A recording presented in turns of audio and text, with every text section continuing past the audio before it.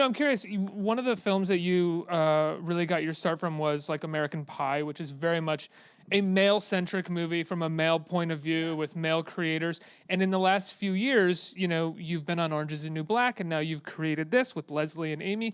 Does it feel like the industry has sort of opened up this new space for female creators, and what does that feel like? Yeah, I mean, undeniably, it's an incredible time, just I think as a society where we're kind of, learning new ways to kind of talk about really complex things. I think it's a real growth spurt. We're sort of realizing that there was, an Indian burial ground underneath the foundation of our whole society with the regards to how we've been treating not only women, but, anyone marginalized historically. And, at the same time, we're trying to reconcile that with kind of what we see, happening with this presidency and, without even stating an opinion on it, and that, that it's probably confusing to know what I think about it. But I just think it's wild and worth noting that those two ideas are sort of coexisting, where we're kind of like feeling on the one hand this revolution at hand that's so clear and just crystal clear,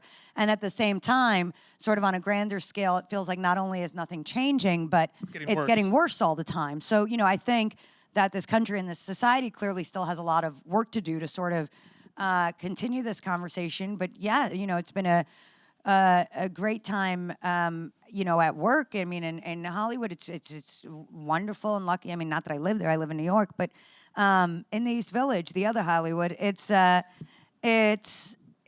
definitely, I think, become more clear that there's many more stories to be told.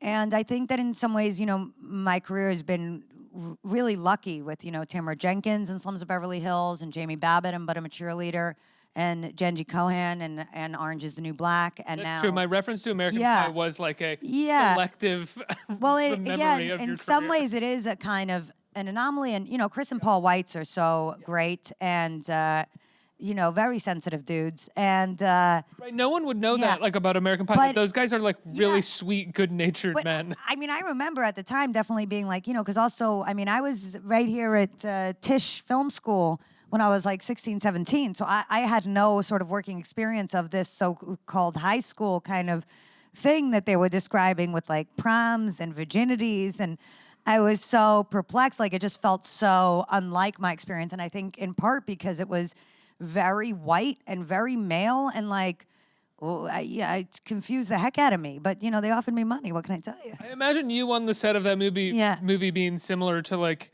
just being you in real life, being like, this, what they do, what? That's so stupid. Why would they do that? I mean, the movie is really funny, and it's like, you get older. I think like when I was a teenager, I was sort of a little bit more belligerent. Mostly now when I look at the poster, I'm just perplexed that there's so many white people on a poster. It just feels really, I'm like, oh, so this was 2001? All right. Well, good job, guys.